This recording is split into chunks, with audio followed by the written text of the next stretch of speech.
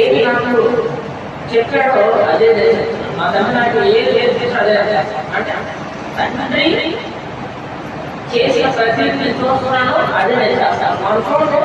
మా పేరెంట్స్ ఏం చేస్తారో అదే నేర్చుకుంటాం. దేవుడు అలాగే తండ్రి నీటి మంత్రులు మనం కూడా ఆయన పరిశుద్ధుడు ఆయన చెప్తాడు లైఫ్ అంటే నీ పర్వతం తండ్రి కాబట్టి నువ్వు కాబట్టి పర్వతం తండ్రి బోలి కాబట్టి ఆయన పరిశుద్ధి కాబట్టి నువ్వు కూడా పరిశుద్ధంగా ఉంటావు. నీ పర్వతం నీ తండ్రి ఏ అసూయ ఏ అంశం ఏది లేని వ్యక్తి కాబట్టి దేవుడు ఎలా ఉన్నాడో మనం కూడా ఆ వ్యవహారాన్ని కోరుకుంటాం. సో అంటే నువ్వు కూడా పర్ఫెక్ట్గా ఉండాలని చెప్పేసి దేవుడు కోరుకుంటున్నాడు.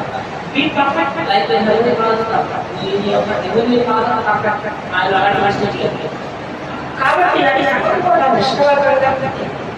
నిష్కలంకంగా కలంకం లేని కన్యకగా ఉండాలని కోరుకుంటున్నాడు దేవుడు. వధువు సంఘాన్ని ఎటువంటి కలంకం కానీ మచ్చ కానీ ఈ దోహదం ఏది కూడా లేకుండా ఉండాలని చెప్పేసి కోరుకుంటున్నాం సంఘాన్ని.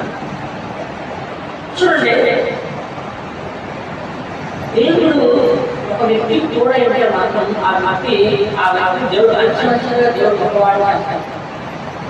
సో లోకం మనల్ని ఎలాగైనా చెప్తే లాగాలని చూస్తూ ఉంటాం లోపల.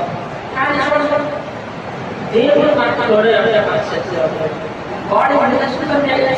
దేవుడు నాకు విరోధి ఎవరు ఇంకా నాకు విరోధి ఎవరు? ఎందుకంటే ఈ బాడీ